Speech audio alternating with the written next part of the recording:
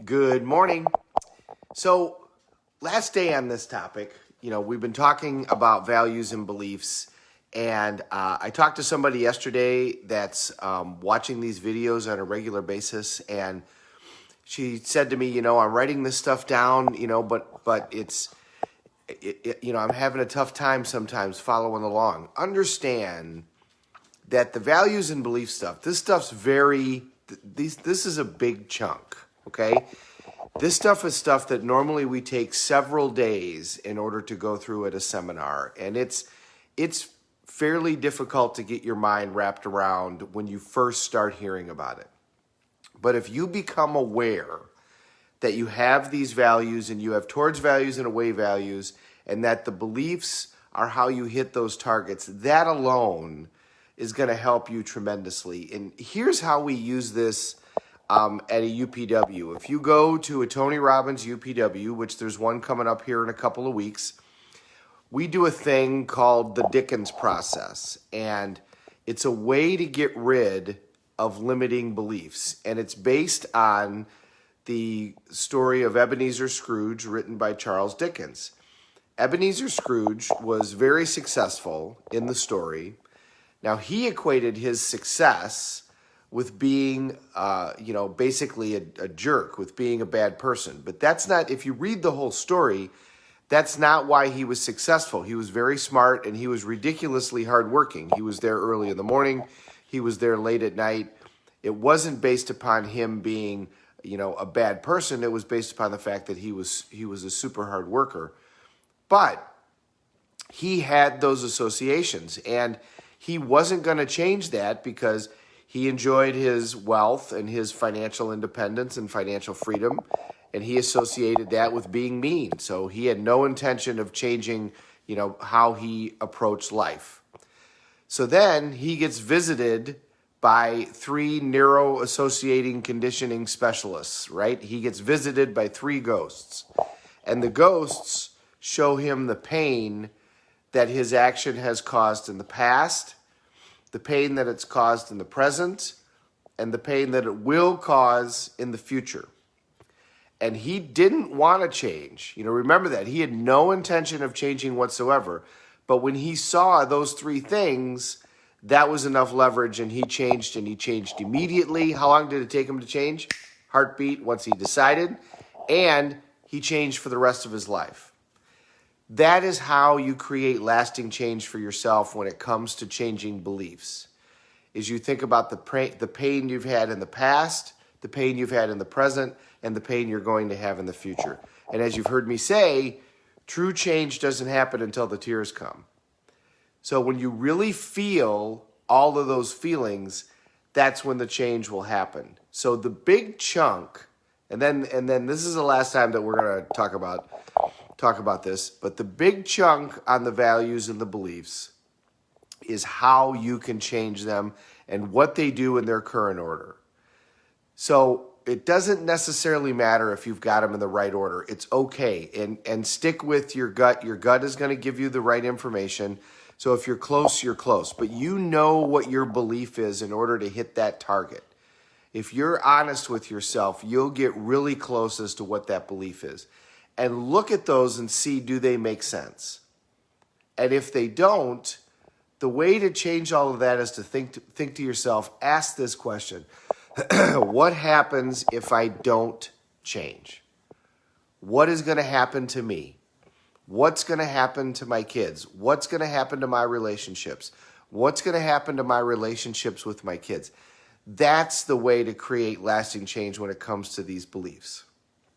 If you have a belief that's limiting your ability to have a legitimate relationship, then ask yourself, what's this going to cost? And not only what's it going to cost you, what's it going to cost those around you? If you have a limiting belief that's stopping you from being in the physical shape that you want to be in, same question, what's it going to cost? What are you going to look like 10 years from now? What are you going to look like 20 years from now if you don't change this limiting belief?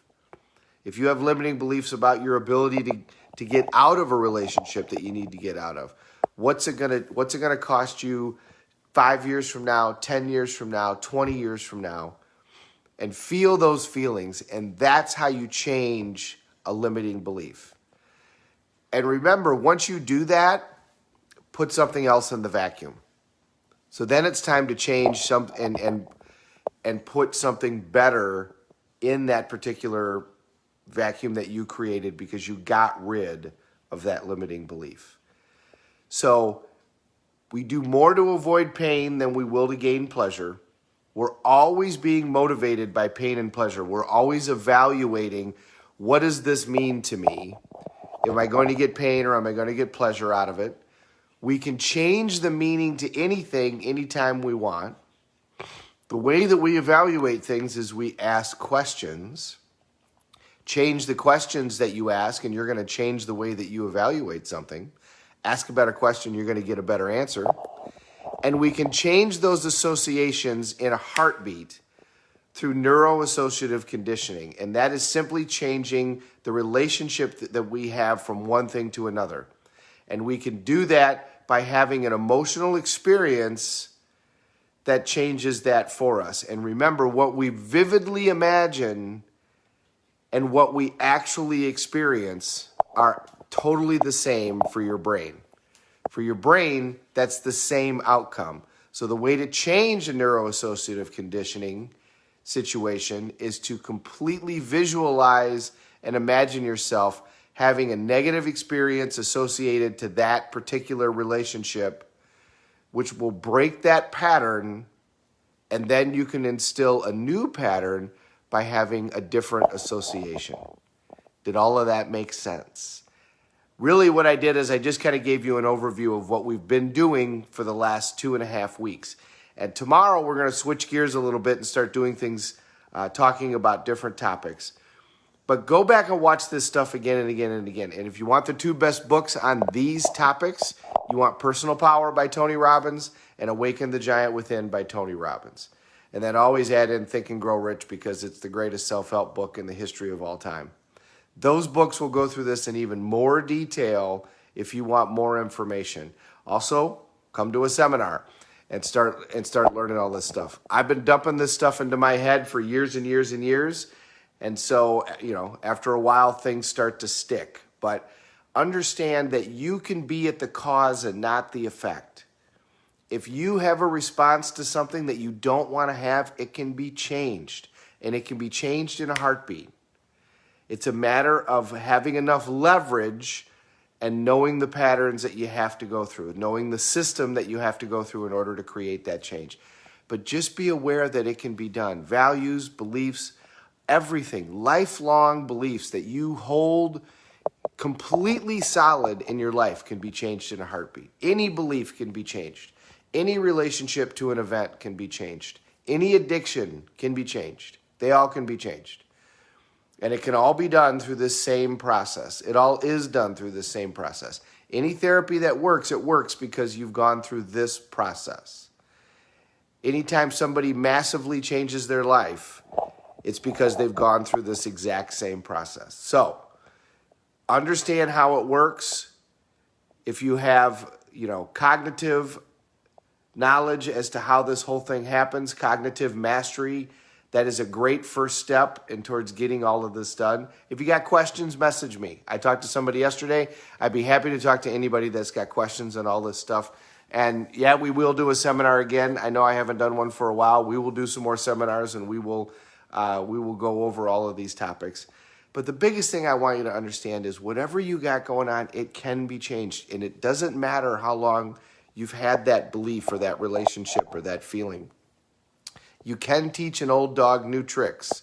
You just need to get a big enough stick and a big enough carrot, and you can get enough leverage and enough reward that all of that stuff will change. And the Christmas Carol story is a great example of how that is done. So have a great day, everybody. Enjoy your Thursday. Thank you very, very much for watching. We're all in this together. Let's take care of each other.